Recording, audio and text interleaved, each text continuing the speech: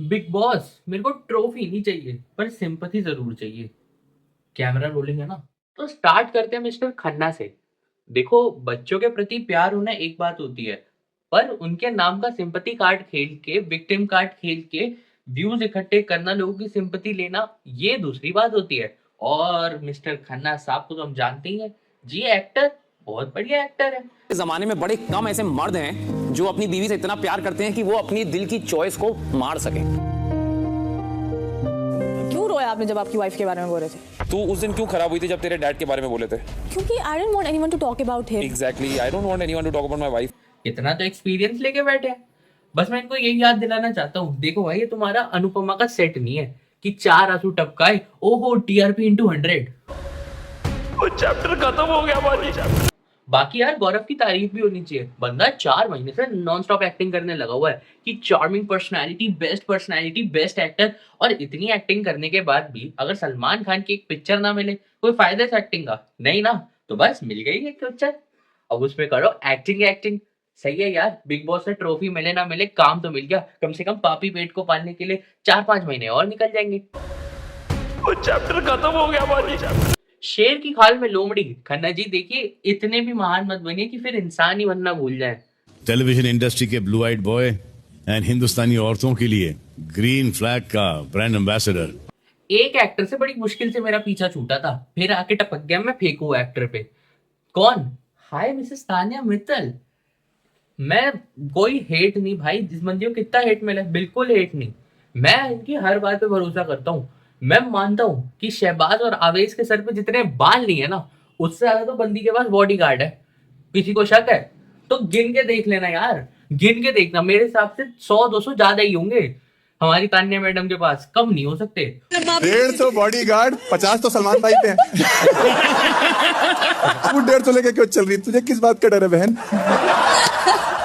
और इसके बाद जो संस्कारी नेचर है हमारी तान्या जी का, जी कोटि कोटि प्रणाम है, एकदम नमन करते हैं जी हम आपके आगे। ऐसा संस्कारी नेचर तो भैया देखा ना हमने। So see, still wearing sari and coming here. अच्छा, So all sorts of scene you'll have to do, all sorts of clothes you'll have to wear. ठीक है, अच्छा, आप वो बिना किए है। उसमें ही मैं यहाँ तक आ गई। समझ गया।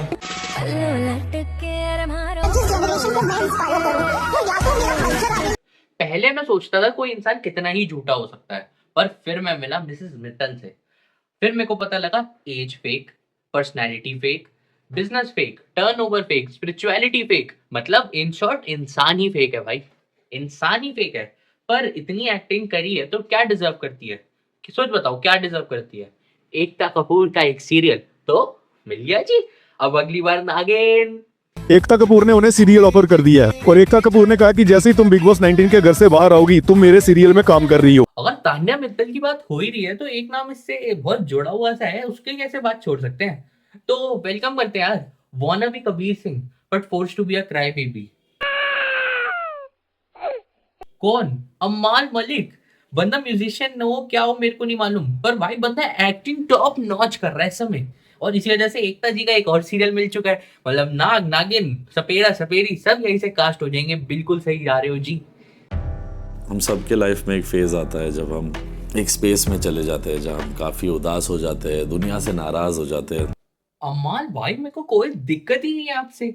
मैं चाहता हूँ आप कबीर सिंह बनो, कबीर सिंह की पूरी वाइब्स रखो, सब रखो, पर उसके बाद एक क्राई बेबी एटीट्यूड तो मत रखो। मतलब सपने देखना अच्छी बात है, पर रियलिस्टिक सपने देखना बहुत अच्छी बात है। आपका खुद का करियर सेटल नहीं है, उसके बाद आप सोच रहे हो हम करियर छोड़ के इधर उधर के कामों में लगेंगे। करियर तो सेट कर लो पहले अपना खुद का। दावा किया कि उनके परिवार को कभी उनके मशहूर चाचा अनु मलिक का समर्थन नहीं मिला है और इसलिए वे खुद को रिवर्स नेपोटिज्म का प्रोडक्ट मानते हैं। अपने पिता डब्बू मलिक को फेलियर और नाकाम करार दिया। अमाल ने कहा कि मेरे पापा को कभी अनु मलिक का सपोर्ट नहीं मिला। डब्बू मलिक फेलियर थे और ये बात मानने में मुझे कोई समस्या नहीं है। मेरे पापा नाकाम थे। देखो भाई, सेल्फ ऑब्सेशन होना बहुत अच्छी बात है, होना भी चाहिए। पर अमाल भाई, टू बी ट्रूथफुलनेस, एकदम आपके ऑनेस्टी से बताऊं, अगर आपके पापा नहीं होते आप बिग बॉस में नहीं होते, और अगर आप बिग बॉस में नहीं होते तो अभी आप 5 से 8 एलपीए की नौकरी कर रहे होते इन्फोसिस में। सुबह ऐसे धक्के खाते हुए जा रहे होते मेट्रो में, वापिस आ रहे होते मेट्रो में, बस जिंदगी खत्म। आप यहाँ तक पहुंचे क्यों? क्योंकि आप कहीं ना कहीं नेपोटिज्म को प्रोटेक्ट थी। और थोड़ा बहुत तो एडवांटेज मिलता है। अब आप इसको रिवर्स नेपोटिज्म कह के जस्टिफाई कर लो या कैसे कर लो, क्योंकि जिस हिसाब से आपकी बिग बॉस में गेम भी थी, बस तान्या मित्तल के पीछे जी हम कर रहे हैं बैकफुट पे खेलते रहो, क्या फर्क पड़ना है जी, बहुत बढ़िया है। तो अब बात करते हैं वाना बी फनी कंटेस्टेंट प्रणीत मोरे। भाई मेरे को पता है तू फनी नहीं है एंड एक्सेप्ट इट, पर ये जबरदस्ती अपने वीडियोस में पीछे लाफ्टर वाला इफेक्ट लगा के लोगों को लगाने का, हंसाने का, ये कोशिश मत कर। वहां तक तो तब भी चल जाता था, एडिटिंग बचा लेती थी। लास्ट ईयर का जो ऑस्कर था ना, उसमें मजा आया था क्योंकि विल स्मिथ ने थप्पड़ मार दिया था। हाँ, तो तभी मसाला था। इस बार भी मजा आ सकता था, बट नॉमिनेशन एल्विश यादव को नहीं मिला था। यहाँ पे जी अपने खुद के जोक मार के खुद ही हंसे जा रहे हो, आधे लोग हंस नहीं पा रहे, क्रीप सा लगता है यार तू हंसते हुए, टू बी ऑनेस्ट। तो मत ऐसा करना यार जबरदस्ती का। और अगर यहाँ तक भी समझ नहीं आ रहा तो फिर भाई पिटाई करने आ जाते हैं लोग यार, तेरे को तो पता ही है, यू हैव पर्सनल एक्सपीरियंस। बाकी देखो यार स्ट्रगल तो है, पहले बेचारा 60 सेकंड की रीलें बनाता था, वरना 1.5 घंटे की एक वीडियो शूट करता था, जिसके लिए ये बंदा 1 से 1.5 दिन, 2 हफ्ते, 3 हफ्ते, पता नहीं कितने टाइम तक प्रिपेयर करता रहा, है ना। पर अब इसका उल्टा हो गया यार, पूरे दिन शूटिंग चल रही है और उसकी स्क्रिप्टिंग भी नहीं हो पा रही है। तो मैं समझ सकता हूँ यार, इतनी टेंस माहौल में कोई भी अनफनी हो जाएगा। तो तब भी बहुत फनी है। इसके बाद फरहाना, ओ सॉरी लाउड स्पीकर, यार कोई इस बंदी को समझाओ, आवाज तेज करने से बात में लॉजिक नहीं आ जाता, तो प्लीज यार आवाज धीरे करके अच्छे से बात कर ले। नहीं हम तो चिल्लाएंगे। क्या करो, रिजाइन तो नहीं किया एटलीस्ट। तू अपना कैप्टन फेलियर नहीं होने के लिए जो भी कर, फेलियर आप हो, मैं नहीं, यू आर द फेलियर। खुद तो 2 दिन में फुस हो गई थी, तब क्या था, क्या किसी की बात कर रही हो। और ये मेरे को समझ नहीं आता कौन सा ऑब्सेशन है, 2 लोगों की लड़ाई हुई, हम तीसरे कूद जाएंगे बीच में। बेगानी शादी में अब्दुल्ला दीवाना, क्यों जी, जबरदस्ती में। बस फुटेज चाहिए, कैसे भी मिल जाए, लड़के लड़ाकी, बस फुटेज चाहिए जी। क्या चाहिए? फुटेज। जस्ट बिकॉज़ तुम गालियां नहीं देती डजंट मीन कि तुम्हारे वर्ड सही है। फरहाना को लगता है फरहाना कभी गलत सोच भी नहीं सकती।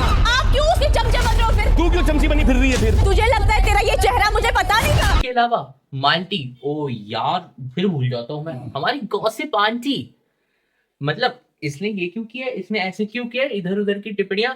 मतलब इससे पहले वाली फरहाना और इसका सेम सही था कि दोनों का भाई लड़ लेते हैं, लड़ा लेते हैं, उसके बाद जब सलमान भाई आते हैं उनके सामने रो के खत्म। मतलब मैं ये सोच रहा हूँ यार, मांटी यार इतना मैसिव सपोर्ट होने के बाद, मतलब आधा इंडिया का क्रिकेटिंग वर्ल्ड से को सपोर्ट कर रहा है, तब भी अगर तू हार रही है, तू एलिमिनेट हो पा रही है, तो no issues in saying that you have a skill issue. You can't win this game. और बाकी यार दीपक चैन ने भी कोई कसर नहीं छोड़ी थी तेरे को जितवाने में। अगर तू नहीं जीत पाई तो स्किल इशू। दीपक चहर, तब से लोग वेट कर रहे थे कि इस सीजन के सेकंड वाइल्ड कार्ड कौन लेगा। तो आपकी पूरी फैमिली ने स्टडी किया होगा। मुझे लगता है कि क्रिकेट से ज़्यादा डिफिकल्ट है। अब यहाँ तक किसको पहुंचना था, कैसे पहुंचना था, क्यों पहुंचना था, ये सब डिसाइड हो चुका था। और आते हैं फिर हमारे यूज एंड थ्रो पॉलिसी से बंदे, तो बुला लो यार, यहाँ से बुलाओ मृदुल को, यहाँ से बुलाओ आवेश को, बीच में ले आओ नगमा, क्योंकि इन दोनों की सेटिंग चल रही। बहुत बढ़िया है जी। अब बुला लिया इनको, देखो इनसे पूरे फॉलोअर निकलवाओ, हमारे यहाँ के लिए व्यूअर्स बनवाओ। और देखो अब ज़्यादा हफ्ते बचे नहीं, 3-4 हफ्ते बचे हैं, पहले इनको जल्दी से एलिमिनेट करवाओ, फिर इनको एलिमिनेट करवा दो, खत्म शो। बहुत बढ़िया स्ट्रेटेजी। और मतलब देखो आवेश तो तब भी ठीक खेल रहे थे, मृदुल भाई से तो मैं पर्सनली बहुत बेकार हूँ, बहुत उम्मीदें थी यार कि कुछ खेलोगे, पर वहां पे जी हम रो रहे हैं, हमारी कोई पर्सनैलिटी नहीं है, हम स्टैंड नहीं ले पाते, बस मतलब चलता फिरता बोझ था ये बंदा शो पे, जबरदस्ती का। पर्सनैलिटी वो लेके जाने भूल गया था, मेरे को लगता है घर पे भूल गया था, वहां पे पर्सनैलिटी लेके ही नहीं गया था बंदा, वहां पे लेके गया था सिर्फ अपने फॉलोअर्स को। मृदुल, समझ में गेम आ रहा है या नहीं? जो इसको पक्की बातें जितवा भी देते, पर unfair evictions always on top, क्योंकि ये है बिग बॉस। तो बस unfair eviction out, bye bye. कि 4 वोट्स के साथ आपको आज दर्शकों के सबसे कम वोट्स मिले हैं, इसलिए आप हो रहे हैं आज घर से बेघर। बाकी इसके अलावा बिग बॉस हर एक कंटेस्टेंट को तो कुछ कर नहीं सकता, तो बस अनफेयर एविक्शन और इन सब के बाद एक नया लेके मुद्दा पहुंचे थे हमारे बशीर अली कि हाँ भाई देखो हमारे साथ गलत हुआ है, मेरी स्टोरी पे 2 मिलियन व्यूज है, 2 मिलियन व्यूज मजाक है। अब इसको मैं समझाता हूँ, अगर 2 मिलियन व्यूज है इसका मतलब ये नहीं है कि वो सारे की बंदे ही तेरे को ही करेंगे वोट, इसका ये बिल्कुल मतलब नहीं है। मैं भी बंदा हूँ, मैं बिग बॉस में रहने वालों की 5-6 लोगों की स्टोरियां देखता था, पर वोट उस समय मैं किसी को नहीं करता था, ठीक है। तो 2 मिलियन से ऐसे आधा कर ले 1 मिलियन, उसके बाद एक कलेक्टिव ऑडियंस आई जो स्टोरी सबकी देख रही है, पर फॉलो और किसी के लिए वोट किसी एक बंदे के लिए कर रही है। पर आपने दिखा दिया, देखिए जी देखिए मेरी 2 मिलियन की रीच थी, ये था वो था। अरे एक तो शो ने तुमको बना दिया, घंटा कौन जान रहा था तुम्हें इस शो से पहले? मैं तो बिल्कुल नहीं जान रहा था। फिर इधर उधर जाके पॉडकास्टों में जी तानिया मित्तल क्या कर रही है, तानिया मित्तल काला तंत्र कर रही है। तुमको क्या फील हुआ था उस वक्त जब इन्होंने बोल दिया कि Bashir you are eliminated? few % believing ही होने वाला है। उसी दिन सुबह से मुझे फीलिंग आ जाती है सेम डे, मतलब सेम घर 63 डेज में उधर था। मुझे आज रंग अलग लग रहे हैं, मुझे आज हवा अलग लग रही है। वहां पे काला तंत्र हो गया, सब हो गया, मेरे को यही नहीं पता लगा कैसे हो गया। एक तो पारस जैसे बंदे के साथ तो कभी भी पॉडकास्ट मत दे देना भाई, ये बंदा अच्छे खासे बंदे को स्वर्गवास में भेज देगा, तो भाई बच के रहो ये बंदे से। तो ये तो काला आदमी है। तान्या तो एक टाइम के लिए तब भी कम है, पारस भाई से बच लेना, ये बंदा कुछ अलग ही करवाएगा।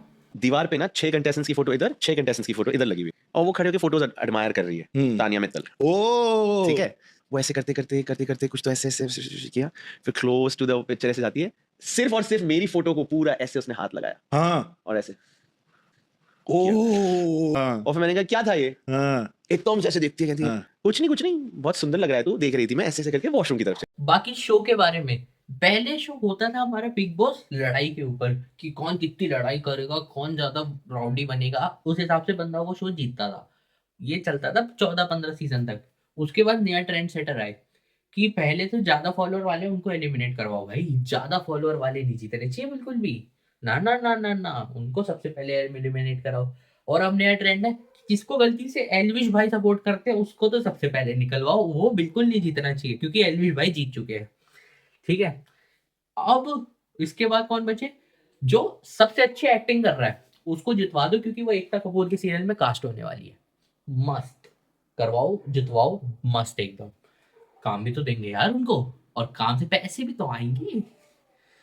और इसके अलावा यहाँ तक बिग बॉस का खत्म हुआ, सलमान खान को मैं रोस्ट करूंगा नहीं क्योंकि मेरे को भी कभी एक्टिंग करने का मन है। अब मैं बोलता हूं तेरे को, मिल मेरे को कई बार, बात करने की तमीज नहीं है।